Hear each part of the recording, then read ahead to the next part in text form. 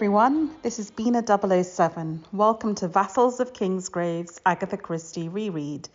This is episode 16. It's a mini-pod, which means it's just me. And we're here to discuss Why Didn't They Ask Evans, aka The Boomerang Clue, published originally in 1934. It's rather strange to finish Murder on the Orient Express, which is one of Agatha Christie's most famously and tightly plotted Hercule Poirot novels, and find with her next novel, Agatha Christie going back to a style maybe we felt we might have left behind in the 1920s. And that is one of her more caper-style action-adventure novels. In this case, starring Frankie and Bobby. Lady Frankie, that is, an aristocratic, bright young thing, and Bobby Jones, the vicar's son. But the good news is that unlike some of those capers in the 1920s, we lose a lot of the more fantastical, hard-to-believe elements and a lot of the P.G. Wodehouse-esque capering. And actually, this is a pretty tightly plotted novel. I was pleasantly surprised at how sensible and not as outlandish it was. It was a really good read, actually. I was pleasantly surprised. So maybe you'll give it a go if you want to have a book that isn't a Miss Marple or an Hercule Poirot. As normal today, I'm going to go through a little bit of the plot, a little bit of the publication history, how it fares to a modern reader and to modern ears and eyes, and then to the adaptations. And in the after end credits music, I'll just get into the plot and anything that has spoilers in it. Anyway, let's put this in context. As you know, one of the reasons I wanted to do this reread was to gain more of an understanding of Agatha Christie's work in the context of her life, but also use her life and work to understand the 20th century and changing social mores. So 1934, Agatha is 44, happily married to her second husband, and incredibly prolific. In this year, she published Why Didn't They Ask Evans? She also published a Mary Westmacott novel, so a novel that isn't a murder mystery or action adventure under a different name, which we're not covering in this reread. And also a short story collection called The Listerdale Mystery. So really at the height of her powers and the most prolific part of her output. We actually know how she came up with this book because she wrote about it in the introduction to another of her action adventures called The Passenger to Frankfurt, which wasn't published until 1970, so 36 years later. And she says, as an idea of how she comes up with her books, quote, "You go to tea with a friend. As you arrive, her brother closes a book he is reading, throws it aside and says, 'Not bad, but why on earth didn't they ask Evans?' So you decide immediately a book of yours shortly to be written will bear the title, 'Why Didn't They Ask Evans?' You don't know yet who Evans is going to be. Never mind, Evans will come in due course. The title is fixed." So this is very much a novel written backwards towards a title. In terms of characters, as I said, this is neither a Poirot nor a Marple. The two stars very much in the Tommy and Tuppence brand, very perky and smart, fun young couple. Robert Bobby Jones, fourth son of the Vicar of Marchbolt. He's 28 years old. He lives at the vicarage. He's been paid off of the Royal Navy because of his bad eyes. And he complains at a couple of points in the novel that it isn't easy to find a good job. We have to remember this is now the first inkling of the Great Depression seeping into Agatha Christie. And so he's doing lots of odd jobs. And finally, he decides he's going to go into business with his mate Badger Beeden. Badger Beeden we're taken to understand, quite a well-to-do young man who's just been basically a bit hopeless and always ends up in money trouble, but he now wants to run a used car garage in London, selling very dodgy, chopped-together cars. But anyway, Bobby Jones is a good egg and has promised him he's going to go in with him, so that's what he's going to do. Bobby Jones' sidekick is Lady Frances Frankie Derwent, daughter of the Earl of Marchington, and very much of a better social class, not better, higher, I should say. I don't mean to add a value judgment, but that is really what the novel is dripping in, and we'll get into that in the piece on how it holds up to modern eyes and ears. But the tragedy of the book, if there is one, is that Bobby's very conscious of the fact that he's just a sort of middle-class, respectable young man with not many prospects, and Frankie is this very pretty, very smart, very wealthy young aristocratic woman, and that he would very much be setting himself as a social climber if he were to go for her.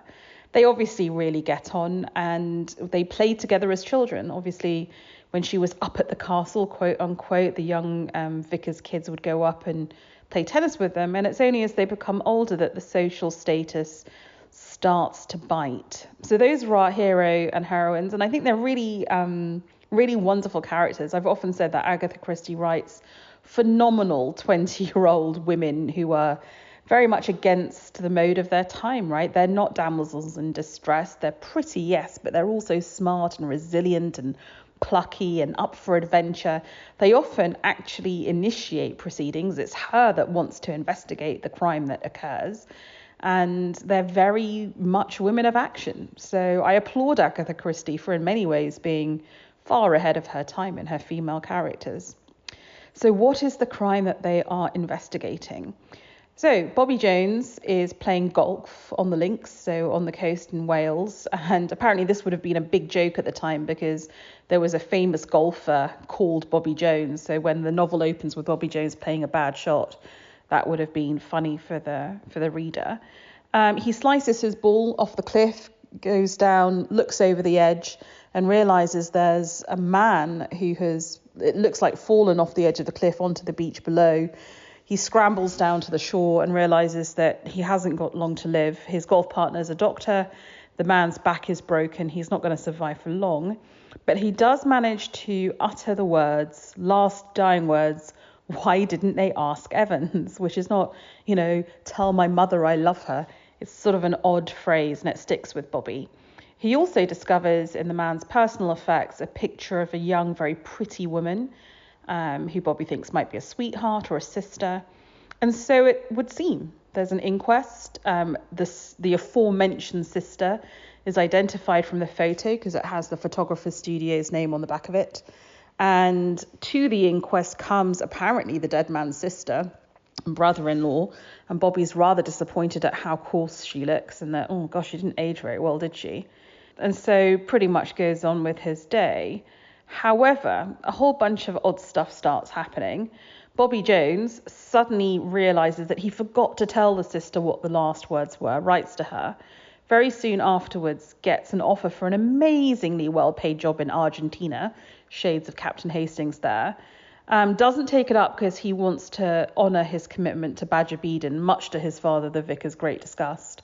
And then, having not been dispatched to Argentina, wakes up to find himself in a hospital because he's been drugged with morphine, and has amazingly survived because of his iron constitution. It was a dose that should have totally put him out. So at that point, Frankie and Bobby get suspicious that someone's trying to get rid of him.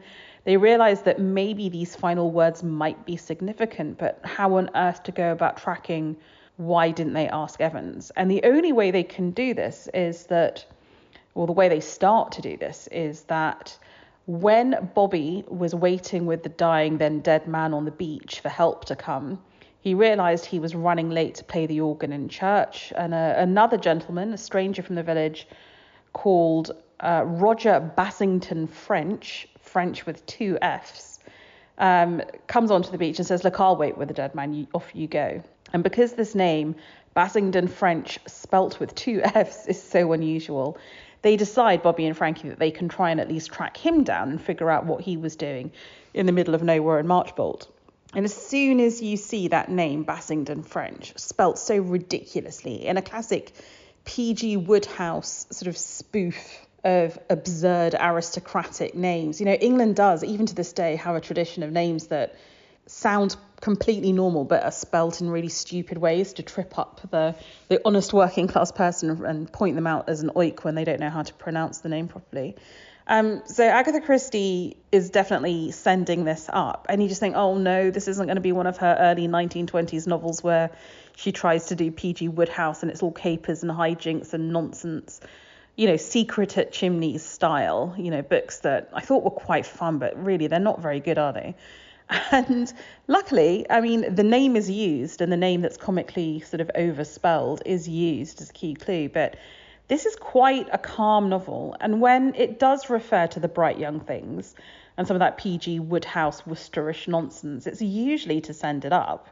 And in the case of Frankie, it's often used to be something that she exploits. Like, she's very aware that when she meets older people, they're going to have an expectation of her as a character in one of these novels, as a bright young thing who's just a silly, airheaded flapper.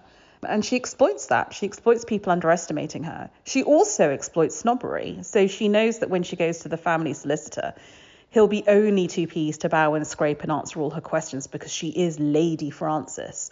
And similarly with other people, she really leans on her aristocratic title to get her way and to be seen as trustworthy. So this is a film very much about the class system and class snobbery.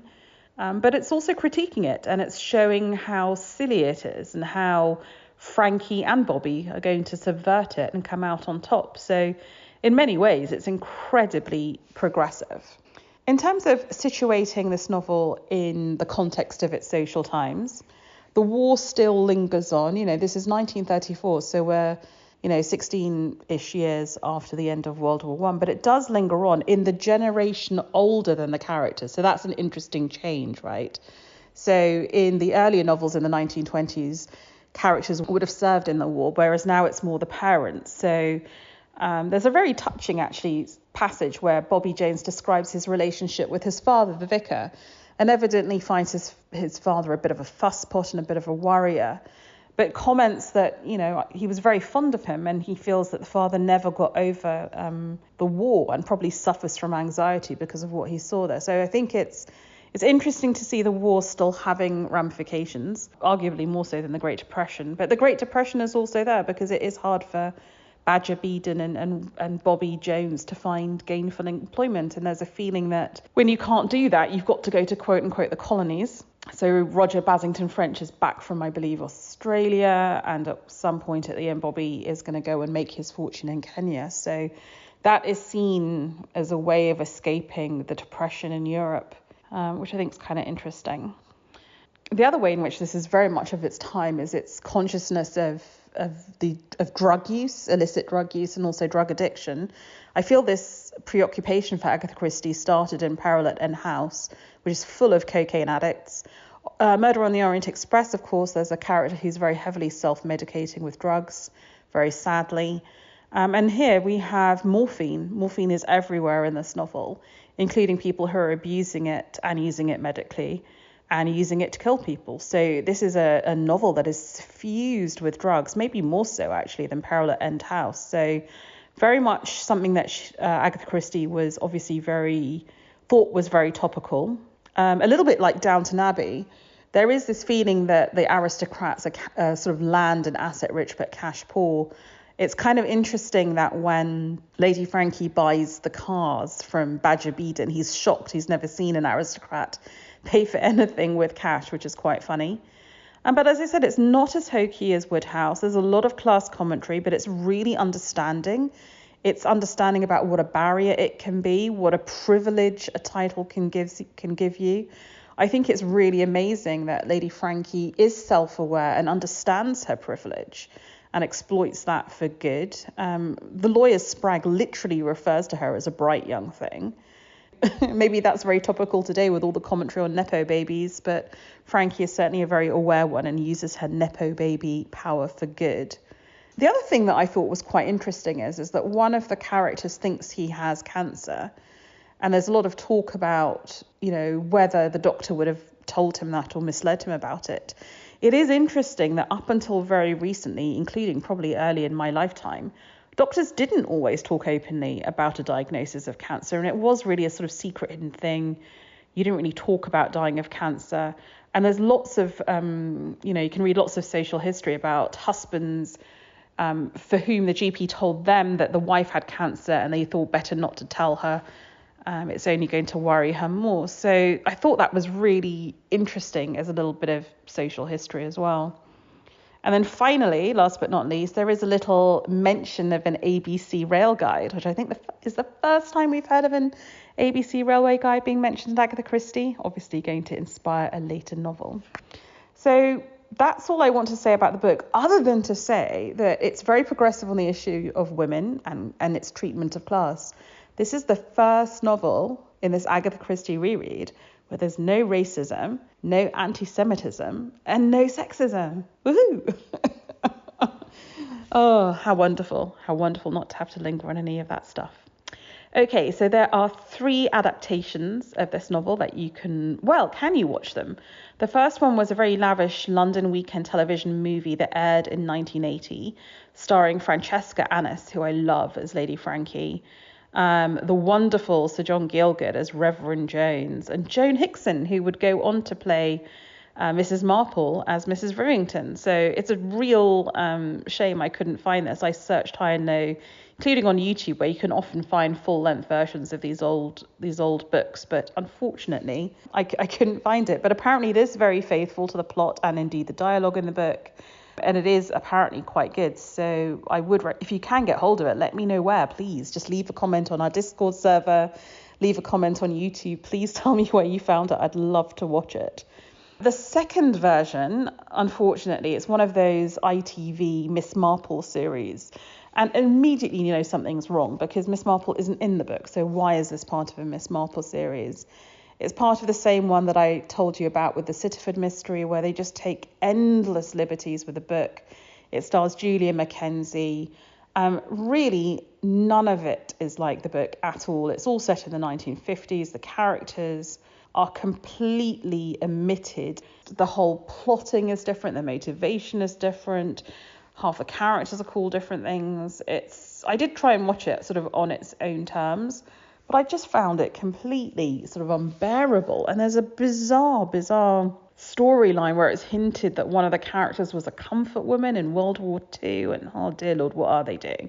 It's only notable, I think, for the fact that Samantha Bond, aka Miss Moneypenny, is in there. And also Rick Mayall plays Dr. Nicholson. So for all of you fans of Rick Mayall, he's in there. And a young Natalie Dormer, our very own Game of Thrones star, plays one of the characters too. So maybe that might be a reason to watch. But I found it pretty execrable, as all of that series, actually. It's just a horrible set of adaptations. But fear not, because Hugh Laurie is here to save us. The wonderful comedic genius Hugh Laurie, who played Prince George in Blackadder III, who starred as Bertie Wooster in the wonderful adaptation of Jeeves and Wooster, and then latterly as House, which I didn't really watch, but I think that's probably what most Americans know him for starring in. Apparently a massive fan of this novel. Apparently he said on Stephen Colbert that his first boyhood crush was on Frankie. So he really loves the novel. He made a 3-part miniseries in 2022, so just last year, funded by BritBox, which is this weird, I think it's partly ITV backed. So it's BritBox in the USA, but in England you can watch it on ITVX, the ITV streaming service. All filmed in Surrey and in Swansea, and it's got a great cast. Will Poulter as Bobby Jones, Lucy Boynton, absolutely fantastic as Frankie Derwent. Interestingly, because she's also in the Kenneth Branagh Murder on the Orient Express that we discussed last episode. Hugh Laurie himself as Dr. Nicholson. And then you have this wonderful little cameo where you've got Jim Broadbent, amazing actor, as Frankie's dad, and Dame Emma Thompson as Frankie's mum. So brilliant. And again, there's a Game of Thrones link because you've got Lord Varys, Conleth Hill as Dr. Thomas, with whom Bobby Jones is playing golf. It's incredibly faithful to the story and the plotting and the characters, which I love. When it's updated in a way that's just so delicate. There's a little bit of colourblind casting in there. Badger Beedon becomes a young black man who's living in England, who also met Bobby Jones serving in the Royal Navy, and becomes very resourceful and really like a cool part of the plot. It's just a really wonderful adaptation and shows you what you can do if you truly respect the source material, the plotting and the characters therein. So I really, really think this is, never mind the best adaptation of this book, I think this is genuinely one of the best Agatha Christie adaptations. I really hope Hugh Laurie gets the funding to do more, although it does sound like this was particularly a passion project of his. Okay, so I think that's it. I'll get into a little bit on the ending after the end credits music, but I would encourage you, I know that books that aren't Hercule Poirot and aren't Miss Marple tend to get a bit overlooked, And in fairness, some of the earlier action adventure novels are a bit silly and you've sort of got to read them and take them as they are. But this one I thought was really well done. And I'd really encourage you to give it a read if you are so inclined. If not, whatever you're reading, I hope you're enjoying it, and stay tuned for some spoiler-filled stuff after the end credits music.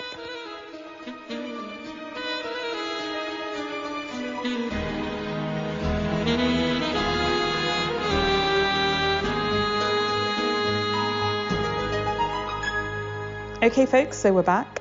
I think this does play fair. We often discuss in a spoiler-filled episode, does this novel play fair? I think it does, because you get very early on the idea that the sister doesn't look anything like the photo at the inquest, and you get the suddenness of the job offer. I do think in the mini-series, the 2022 Hugh Laurie mini-series, the explanation of why Bobby isn't killed by the morphia is better. In other words, that he vomits it up. I think the novel plays very fair on Roger Bassington-Ffrench. Very early on, it's said that he calls himself the ne'er-do-well of the family. We know that Agatha Christie has a thing for actors being disreputable, and at the end it's no surprise that Badger Bede knew Roger at uni, that he was a bad egg, he was passing off bad checks, and he happened to be a good actor. We should immediately know that Evans is going to be a servant, because we know from Downton Abbey that we refer to servants by their surnames. I do think it's quite funny, though, and quite of its time, that the solution relies on knowing which servants are more seen or less seen in the household, which little delicacy might be something that we in modern times would overlook. And I love the fact that it has a confession letter at the end. She does this quite a lot, most recently with Lord Edgware Dies. I do like to see the character, the unmasked character of the murderer in that letter. So I do think it plays fair, and I do think it's a pretty ingenious plot, and all the things that you think of as being hokey and coincidental, like, oh my God, the servant was in the house of the vicar all along, makes sense, because obviously that's why Carstairs went to that village. So actually, the things that you might think are badly plotted are actually incredibly tightly plotted, and I think it really plays fair, and it's a good piece of Agatha Christie trickery. Okay, I think that's probably enough to say on that. It's quite a straightforward, well, it's not a straightforward plot to unravel, but I think it plays fair, and there's not much more to say than that. I really hope you've read it and enjoyed it, and we will stay tuned. The next novel in the series is going to be a Hercule Poirot mystery called 3-Act Tragedy. I cannot for the life of me remember what happens in this novel, so it's not going to be much of a reread. It's going to be more like an actual read. So stay tuned for another Poirot next time. Bye, everybody.